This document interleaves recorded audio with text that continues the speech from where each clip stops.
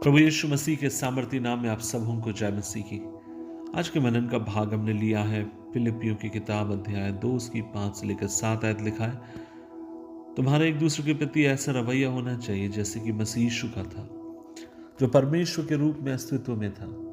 उसने परमेश्वर के साथ समानता को ग्रहण करने के लिए कुछ न माना, लेकिन लेने के द्वारा खुद को खाली कर दिया कि दास के रूप में अन्य पुरुषों की तरह दिखने से और मानव स्वभाव को साझा करने से।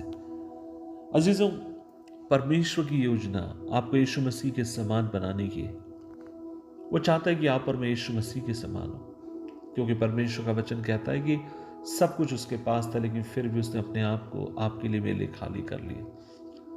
जब यीशु मसीह के समान वो आपको बनाना चाहता है, इसका मतलब ये नहीं कि आप उसके से पोशाक पहने, उसके से बाल रखें। मैं कुछ लोगों को जानता हूँ जो बिल्कुल हूबहू ऐसे कपड़े पहनते हैं मानो वो यीशु मसीह दिखना चाहते हैं, या अपनी ज़िंदगी से पूरी तरीके से लिटरली वास्तविकता में यीशु मसीह को रिफ्लेक्ट करना चाहते हैं।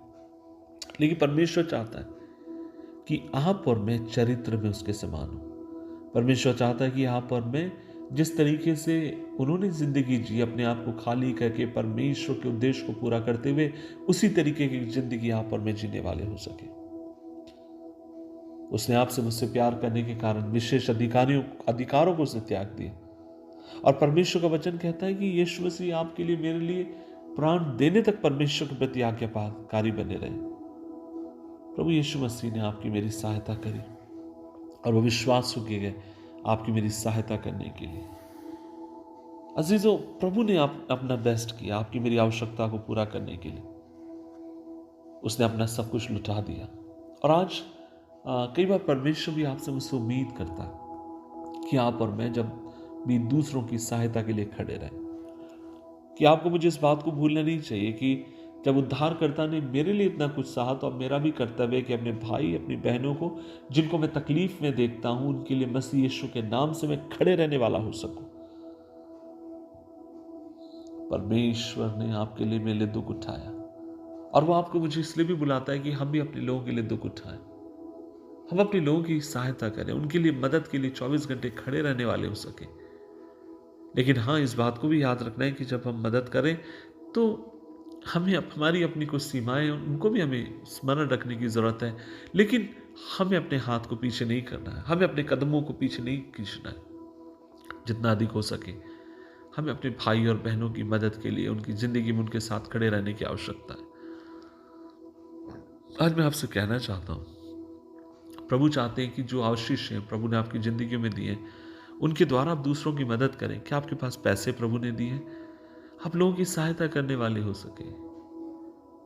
क्या परमेश्वर ने आपको अनुग्रह दिया है या आपको बोझ दिया है? आप अपने हाथों को बढ़ाइए, दूसरों की सहायता करिए। प्रभु के भवन के लिए आप अपने हाथों को बढ़ाइए। जिस किसी तरीके से आप लोगों की मदद कर सकते हैं, आप आगे आइए। अपने आप को पीछे ना रखिए। प्रभु ने आपको अनुग्रह दिया है, आप अपने हाथों को आगे की तरफ बढ़ाइए, प्रभु की सहायता के लिए, प्रभु के लोगों की सहायता के लिए। अपने आप को पीछे ना रखें। किस तरीके से आप अपने परमेश्वर की महिमा कर सकते हैं?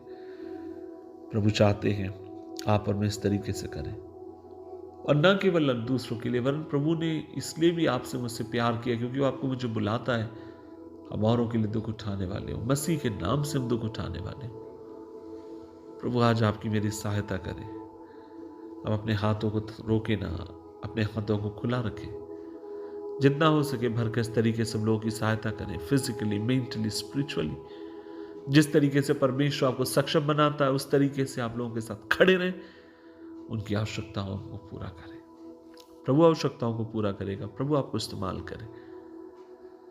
दुआ करें। प्रभु जी, हम धन्यवाद देते हैं इस दिन के लिए, और हमें अनुग्रह दे कि प्रभु हम अपने हाथों को तेरी सेवा के लिए बढ़ाएं, परमेश्वर तेरे काम के लिए बढ़ाएं। मदद कर पिता, यीशु मसीह के नाम में। आमीन, आमीन, आमीन।